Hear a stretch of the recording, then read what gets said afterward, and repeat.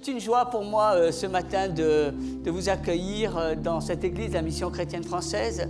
Et mon désir est que chacun de nous puissions bien sentir cet amour, nous puissions sentir cette transformation qui nous vient de la part de notre Seigneur Jésus. Si vous nous regardez sur vos écrans et qu'un jour vous avez l'occasion de venir dans cette ville de Marseille, sachez que nous aurons beaucoup de joie à vous recevoir. Nous faisons partie de la famille de Dieu et nous sommes reliés par un même esprit. Amen. Nous pouvons proclamer « À toi, notre Dieu, soit l'honneur, la force, la puissance et la gloire, d'un jeune âge et d'éternité en éternité, au siècle des siècles. Amen. À toi, notre Dieu, soit l'honneur, la force, la puissance et la gloire, d'un jeune âge et d'éternité en éternité, au siècle des siècles. Amen. Saint, Saint, Saint est l'Éternel des armées. Toute la terre est remplie de sa gloire. Saint, Saint, Saint est l'Éternel des armées. Toute la terre est remplie de sa gloire. Saint, Saint, Saint est l'Éternel des armées. Toute la terre est remplie de sa gloire. Amen. Alléluia.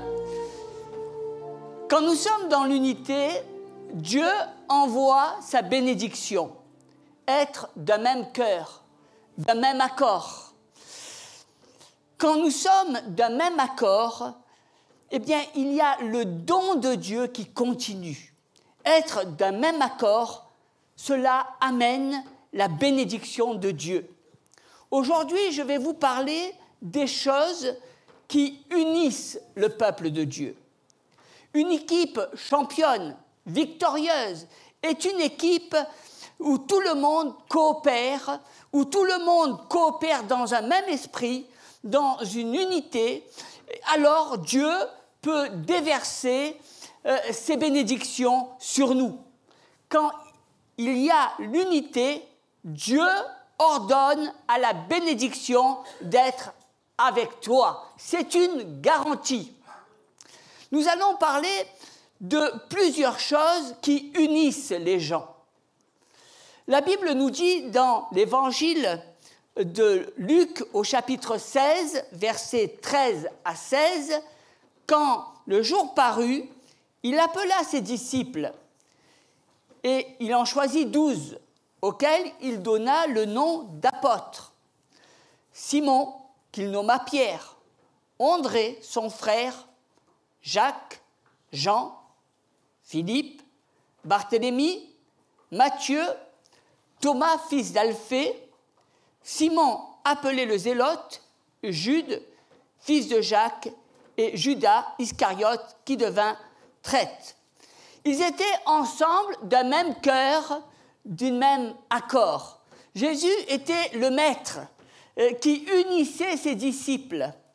Une maison tient quand les gens sont unis autour d'un maître, du maître de la maison. Jésus maintenait cette unité, il montrait le chemin, la direction. Il y a une puissance dans la direction. Les gens qui sont unis sont souvent unis parce qu'il y a une direction, un objectif, un but à atteindre. Jésus montrait le chemin. Quand le chemin est tracé, quand la direction est claire, alors les autres personnes savent où elles vont. Un bon leader est un homme décisif et cela unit les gens parce qu'il y a une direction, il y a un but et les gens commencent à espérer. Un bon leader inspire les gens. Cela permet aux gens de prendre conscience qu'avec un peu de bon sens, nous pouvons faire quelque chose de bien ensemble. Peut-être que tu n'aurais jamais pu imaginer que tu puisses faire telle ou telle chose au sein de l'Église. Peut-être aussi que tu n'aurais jamais pensé avoir la chance de pouvoir le faire, que ce soit toi qui aies été choisi. Un bon leader est décisif, il inspire les gens. Un bon leader, amène les gens à réfléchir et à réaliser qu'ils ont quelque chose à faire. C'est important, cela, parce que c'est cela qui unit les gens. Tu as quelque chose à faire, tu as ta part à faire dans l'Église afin de rentrer dans ce chemin, dans cette direction. Une bonne direction permet de voir clair.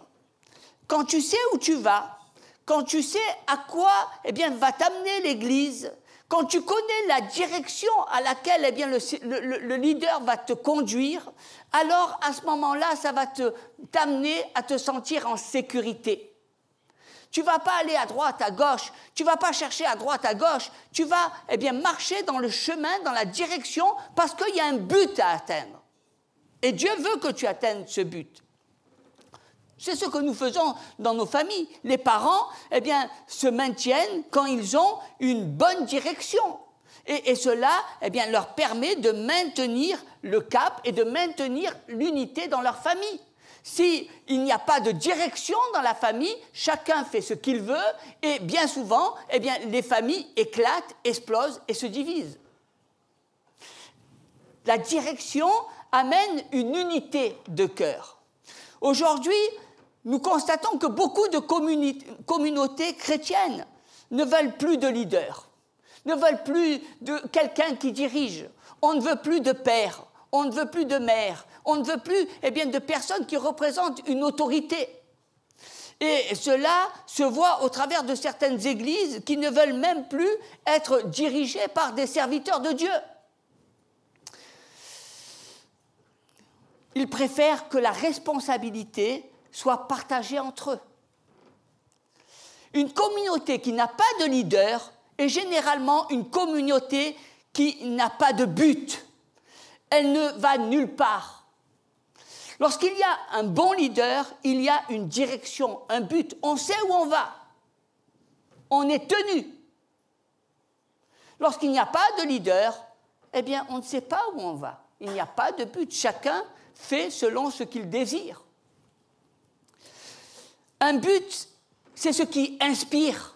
Quand il y a une direction, un but à atteindre, c'est ce qui va inspirer les personnes qui sont dans cette communauté. C'est ce qui va les amener à se dépasser, à dépasser le moi pour atteindre le but. C'est ce qui va amener les personnes à recevoir une inspiration qui va leur donner de se sentir investis ou d'avoir part à ce but. Donc, un but, c'est ce qui va inspirer et qui va nous donner confiance, qui va nous donner d'avoir de l'espérance. Et les gens vont être autour du leader. Quand il y a une direction, quand il y a des buts, il y a toute une communauté qui se met autour du leader pour atteindre ses buts. C'est ce qui s'est passé quand Jésus a choisi ses 12 disciples. Ses disciples se sont mis autour de Jésus. Ils ont compris la direction que Jésus leur donnait. Ils ont vu clair dans le Seigneur. Et à ce moment-là, ils se sont battus autour de cet homme, Jésus, Fils de Dieu. Et cela amène les bénédictions. Lorsque tu marches, lorsque tu te bats pour un but, lorsque tu entoures, par ta participation, par ton travail, par ton unité, alors cela amène la bénédiction de Dieu sur tes pas. Cela amène les promesses au nom de Jésus. Un même accord amène des résultats. Le diable attaque toujours les leaders parce qu'ils ont la puissance. Et la puissance unit et amène chacun d'entre nous à être plus efficace dans notre travail. Que cela soit en groupe ou individuellement. Je me souviens un jour avoir ce désir et cette pensée de faire un groupe d'intercession et de prière. Et je dois dire qu'au début, il y a eu plusieurs groupes qui se sont mis à l'œuvre et souvent, on voyait que dans le temps, il n'y avait pas d'efficacité, que l'humain prenait le dessus et très vite, on avait tendance à mettre l'intercession de côté. Et depuis un certain temps, eh bien, il y a eu un groupe qui a été formé. Ce groupe, au début, avait des difficultés. Il y avait des personnes qui s'entendaient, d'autres qui ne s'entendaient pas, et puis chacun avait sa façon de voir. Il y avait une vision générale. Cette vision qui a été donnée par le leader au travers d'un manuel qui a été conçu par le jeûne et la prière. Et au fur et à mesure des mois, eh bien, ce groupe s'est forgé. Ce groupe s'est mis au même diapason. Ce groupe a cherché à être un même cœur. Ce groupe a cherché à être d'accord, un même accord. Et je dois dire que lorsque ce groupe a pris conscience qu'il ne devait pas regarder à ses propres intérêts, mais qu'il a pris conscience qu'il y avait un but, que ce groupe avait été choisi pour atteindre des objectifs, des buts, et que leur prière devait être canalisée sur les buts à atteindre, et non pas sur des querelles partisanes. Alors, à ce moment-là, il y a eu, je dirais, eh bien, cette pensée, il y a eu ce désir de ne pas regarder à ses susceptibilités, de ne pas regarder à ce qui n'était pas important, mais de regarder à ce qui était important, les buts à atteindre. Et cela, eh bien, a uni ce groupe dans l'intercession. Et aujourd'hui, jour après jour, eh bien, ce groupe se réunit pour prier 3-4 heures, mais pour atteindre des objectifs clairs, précis. Ils savent où ils vont et ils prient d'un même accord. Et là, la puissance de Dieu se met à l'œuvre et nous pouvons dire qu'aujourd'hui, eh bien, nous avons de très grandes bénédictions au travers de l'intercession et de la prière. Un deuxième point qui unit les gens, c'est la vision. La vision unit les gens.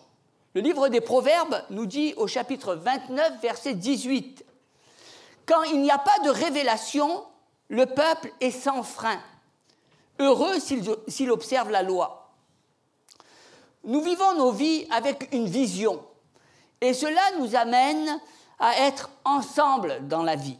Au départ, chacun a envie de partir dans de mauvaises directions. Tu te dis, c'est ennuyant, c'est pas comme avant. En vérité, c'est là que commence eh bien, le travail de la vision dans ta vie. Cette transformation. Quand une seule personne a une vision, cela est toujours très restreint, parce que c'est uniquement lié à la personne. Mais quand ensemble, eh bien, nous pensons à la vision, nous allons dans un même sens. Une vision, cela unit. Souvent, les gens voient la même chose, mais d'un œil différent, d'une autre manière. Je voudrais vous dire qu'une même vision est dire la même chose avec les mêmes yeux, pas d'une autre manière. Nous voyons les choses de la même manière. C'est ça la vision de Dieu. Quand Jésus a conduit ses disciples, il leur a montré une vision. Et ses disciples ont regardé au travers de Jésus, ils ont eu la même vision et la même manière d'atteindre cette vision. Bien souvent, nous regardons à la vision et nous sommes d'accord pour partager la vision. Mais chacun, eh bien, nous avons notre manière de voir les choses, ou de conduire, ou de penser qu'il serait mieux de faire ceci ou de faire cela. Je voudrais vous dire que cela n'est pas la vision de Dieu. La vision de Dieu, elle est unique, elle nous montre le chemin et nous devons tous être unis pour atteindre cette vision de la même manière. Quand il y a division, nous voyons les mêmes choses avec des yeux différents. Ce n'est pas que nous sommes en désaccord, mais nous ne sommes pas d'accord sur la manière eh bien, d'agir ou d'accomplir cette vision. Et cela entraîne quoi ? Eh bien, des divisions. C'est un esprit totalement différent. Lorsque nous sommes ensemble et d'accord, les gens qui sont unis marchent dans la même vision. C'est indiscutable. On marche d'un même pas. On marche eh bien, d'une même voie. On marche d'un même accord. On connaît le chemin. Et on sait eh bien, comment il faut faire pour atteindre les objectifs. on ne cherche pas à marcher d'une autre façon, d'une autre manière, parce que cela va nous amener à nous diviser. Mais si nous cherchons à être unis autour de la vision, eh bien nous devons nous rapprocher et marcher d'un même pas et d'un même cœur. Quand les gens sont préparés à mettre des semences dans leur vie pour rentrer dans la vision de Dieu, cela unit. Quand tu commences à comprendre la vision de Dieu dans ta vie, alors à ce moment-là, tu commences à te nourrir de bonnes semences. Tu ne vas pas dire, mais avant c'était comme ça. Non, bien sûr que dans ton esprit, ça va passer et tu vas y penser à ces choses-là.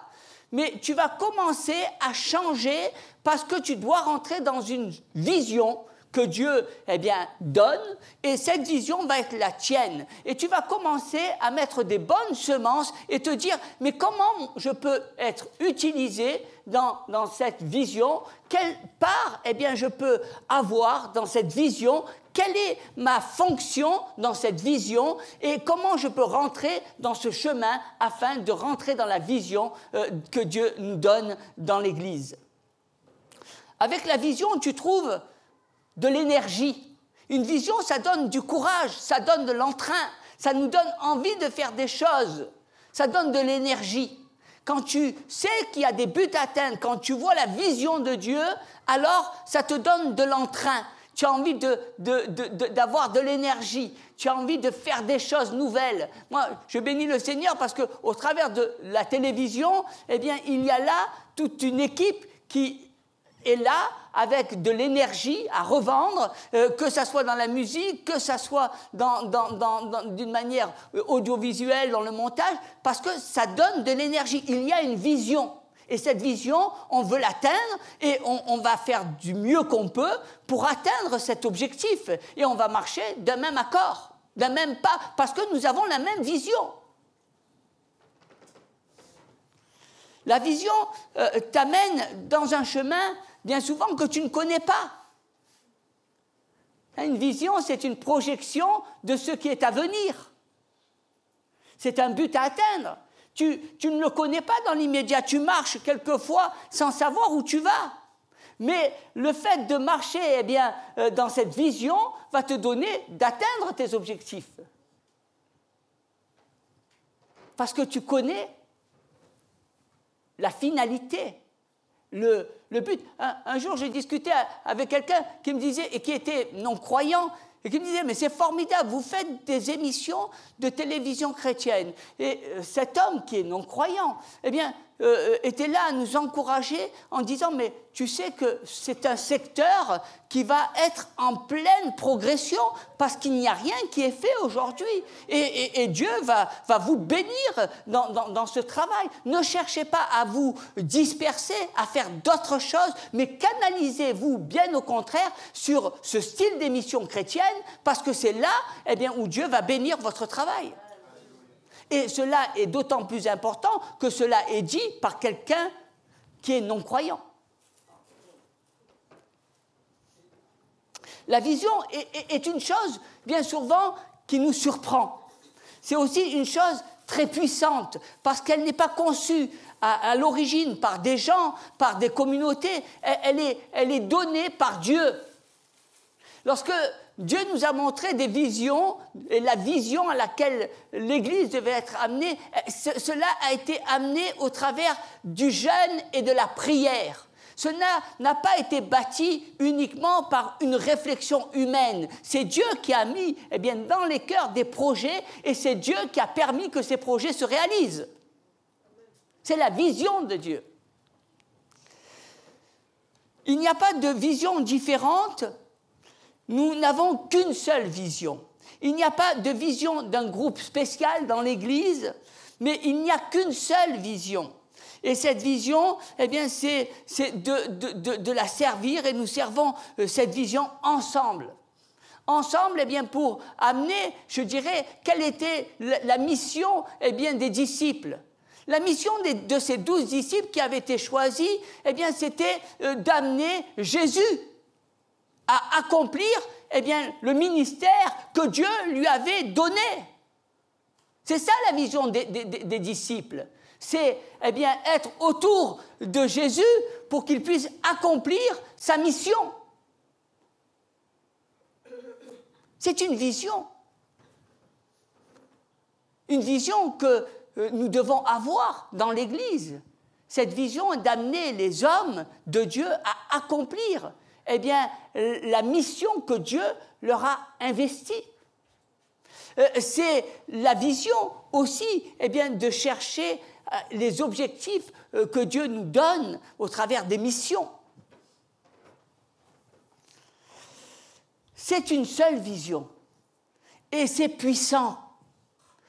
Les disciples n'ont pas cherché leur propre intérêt et je n'ai vu nulle part dans la Bible des disciples qui étaient en train de se plaindre parce qu'ils avaient faim, parce qu'ils n'avaient pas d'argent, parce qu'ils n'avaient pas... Non, nulle part nous voyons que les disciples étaient sans argent, qu'ils étaient endettés, qu'ils avaient des problèmes. Non, leur mission était d'amener Jésus à accomplir la vision que Dieu lui a donnée, celle d'aller à la croix et celle de sauver le peuple et l'humanité.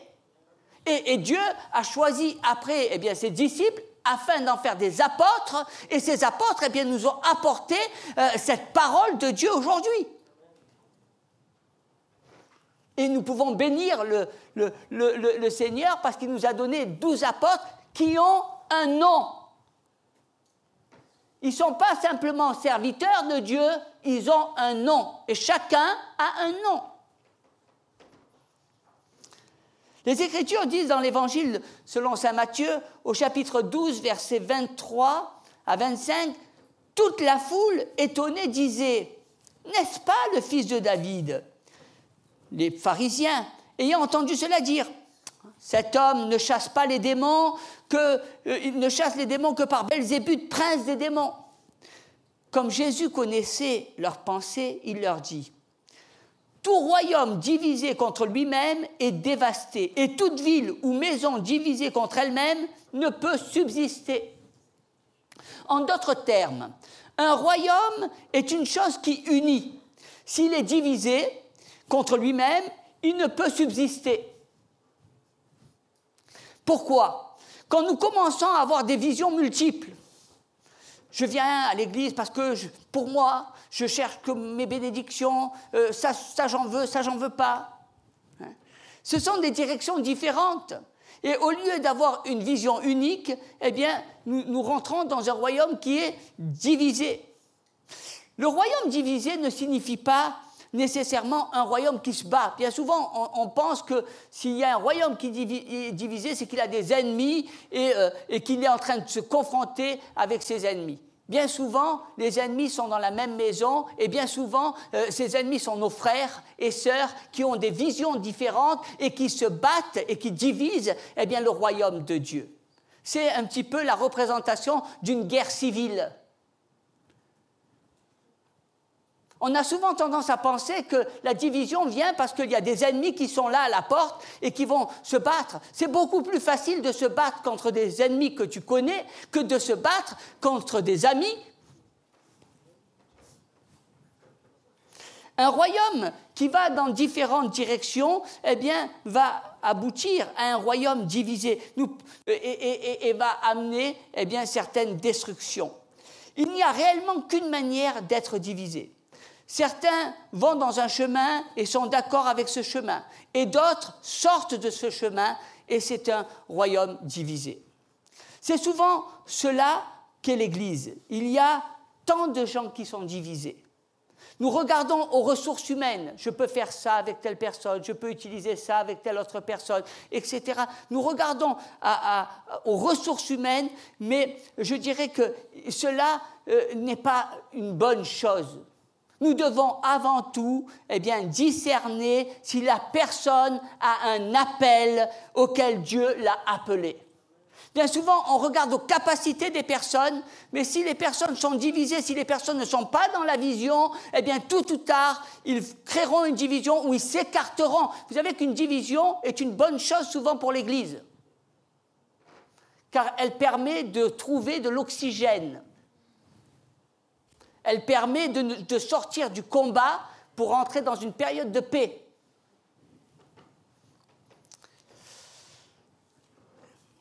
il est plus important de discerner cet appel. Nous sommes une Église.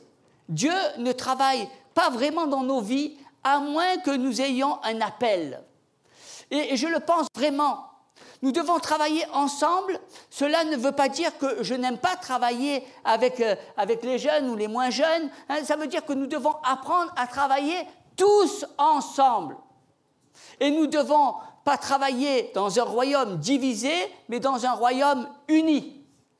Nous avons besoin de travailler ensemble.